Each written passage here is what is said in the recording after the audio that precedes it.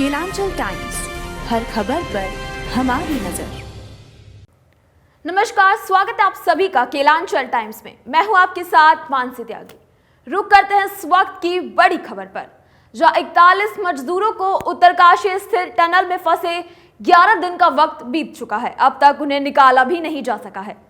सार्वजनिक क्षेत्र की 5 एजेंसियां ONGC, SJVN, RVNLA, NHIDCL और THDC मजदूरों को सुरक्षित बाहर निकालने के काम में लगी हुई हैं। इसी बीच बुधवार को रेस्क्यू टीम के एक अधिकारी ने बड़ा अपडेट दिया। बताया जा रहा है कि आज रात या फिर कल तक मजदूरों को सुरक्षित बाहर निकालने के संबंध में अच्छी खबर सामने आ सकती है।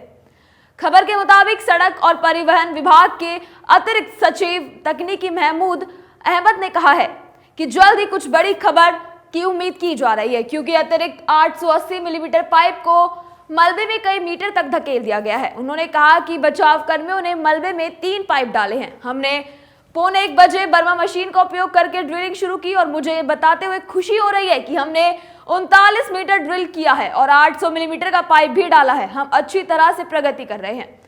हम बरकोट की ओर से हॉरिजॉन्टल ड्रिलिंग भी कर रहे हैं और 7.9 मीटर तक प्रवेश कर चुके हैं। उन्होंने कहा, जब तक हम सुरंग के अंदर 45 से 50 मीटर तक पहुंचेंगे, हम आपको सटीक समय नहीं बता पाएंगे। अगर कोई रुकावट नहीं आई तो आज रात या कल सुबह कोई बड़ी खबर मिल सकती है। मलबे के साथ एक लोहे की रॉड भी आई है। खुशी की बात तो यह है कि पाइपलाइन बिछाने के बीच में इस लोहे के कारण कोई दिक्कत नहीं हुई। बताया गया कि अगले 3 मीटर सबसे महत्वपूर्ण है। तो वही खबर से पता चला है कि 42 मीटर 800 मिलीमीटर पाइप खोदा गया है। बचाव अभियान से जुड़े सूत्रों ने बताया है कि अगले 3 मीटर सबसे महत्वपूर्ण दर्शाए जाएंगे। कुल मिलाकर 57 मीटर तक ड्रिल करने की आवश्यकता है। 8वीं पाइप का आधा हिस्सा अंदर जा चुका है। टनल में फंसे 41 मजदूरों को रोजाना गर्म खाना दिया जा रहा है। डॉक्टरों की देखरेख में कम तेल और मसाले वाला खाना यहाँ बनवाया जा रहा है। कल उन्हें पनीर की सब्जी, चावल और रोटी दी गई थी। आज उन्हें खाने में खिचड़ी दी गई है।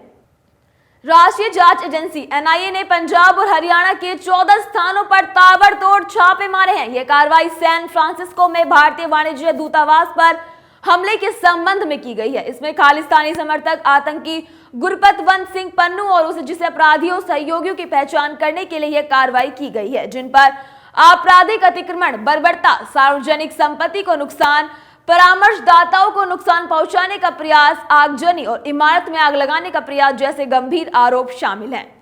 तो वही NIA ने उन सभी अपराधियों और उनके सहयोगियों की पहचान करने और उन पर मुकदमा चलाने के लिए जांच कर रही है।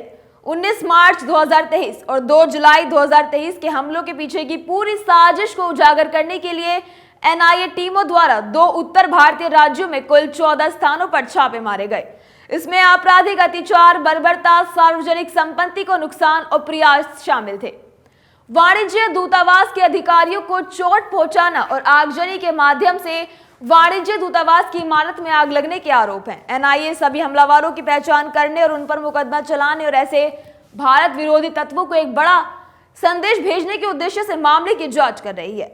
NIA की एक टीम ने अगस्त 2023 में सैन फ्रांसिस्को USA का दौरा किया था, ताकि आगजनी और बर्बरता के हिंसक कृत्यों के माध्यम से वाणिज्य दूतावास पर हमले की घटनाओं की जांच की जा सके, जिससे वाणिज्य दूतावास के कर्मचारियों और समुदाय के बीच डर पैदा हो गया था।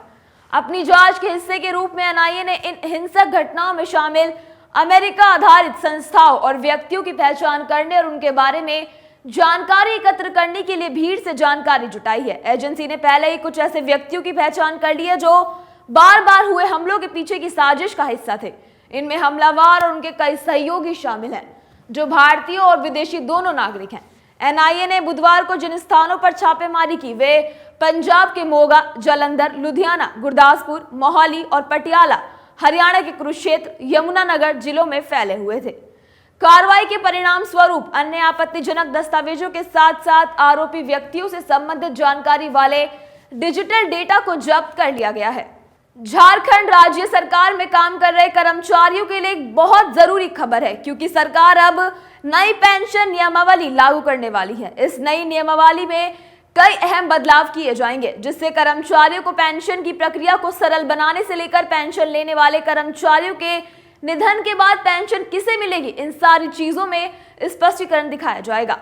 रिपोर्ट्स के अनुसार नई पेंशन नियमावली में एक से अधिक शादी करने वाले राज्य कर्मियों या अधिकारियों की पहली पत्नी ही पेंशन की हकदार होंगी, यानी पहली पत्नी को छोड़कर अन्य पत्नी को इसका लाभ नहीं मिलेगा।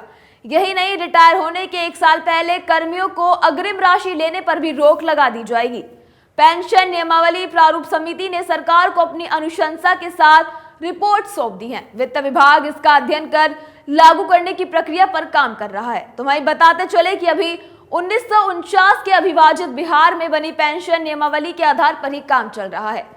अलग झारखंड राज्य बनने के बाद 2001 में बिहार पेंशन नियमावली को अडॉप्ट कर राज्य सरकार काम चला रही है, लेकिन वर्तमान में इस नियमावली में कई अहम बदलाव किए जाएंगे क्योंकि इसके प्रावधान में कई खामियां हैं। उसमें से पहला बदलाव यह है कि सरकारी कर्मचारी अगर एक से अधिक विवाह करते हैं तो उनकी मौत के बाद पेंशन उनकी पहली पत्नी को ही मिलेगी।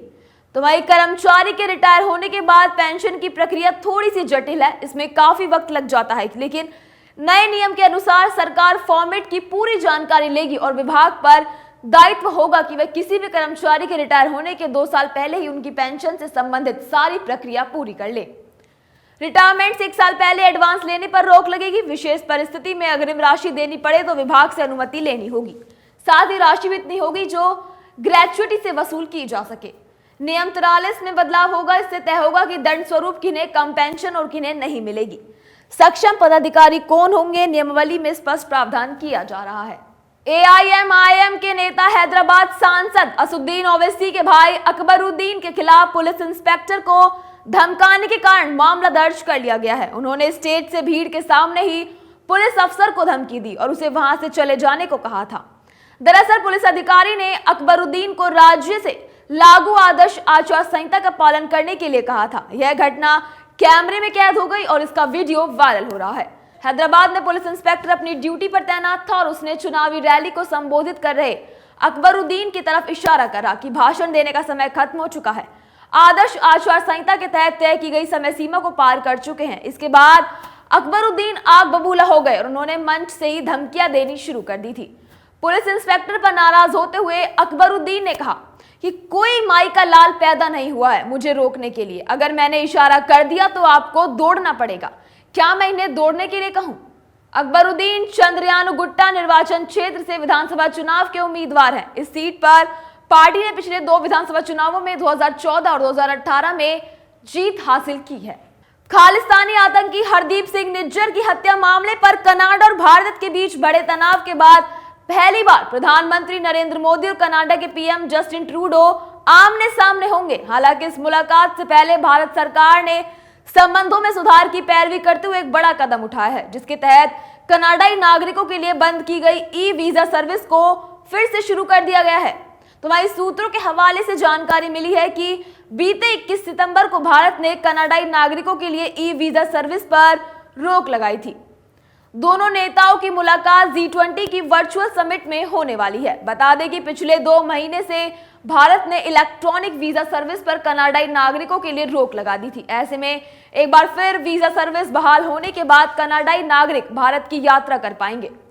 बीते सितंबर के महीने में कनाडाई प्रधानमंत्री ने अपने देश की संसद में कहा था कि कनाडाई जांच एजेंसी निज्जर की हत्या मामले में भारतीय एजेंटों की संलिप्तता है की जांच करे। ट्रूडो के आरोपों के भारत सरकार ने बेतुका बताते हुए खारिज कर दिया था। बता दें कि इजराइल हमास जंग के बीच एक बार फिर वैश्विक नेताओं की एक बड़ी समिट होने जा रही है। प्रधानमंत्री नरेंद्र मोदी की अध्यक्षता में आज G20 का वर्चुअल समिट होने वाला है। इसमें रूस के राष्ट्रपति व्लादिमीर पुतिन भी हिस्सा लेने वाले हैं। कनाडाई पीएम जस्टिन ट्रूडो भी वर्चुअल टेबल पर मौजूद होंगे। हालांकि इस बार भी चीन के राष्ट्रपति शी जिनपिंग इस समिट में हिस्सा नहीं लेंगे। तो वहीं अमेरिका राष्ट्रपति जो बाइडेन एक अन्य प्रोग्राम में शामिल होने की वजह से उपस्थित नहीं हो सकेंगे। तमाम ऐसी बड़ी खबरों के लिए देखते रहिए केलांचल टाइम्स।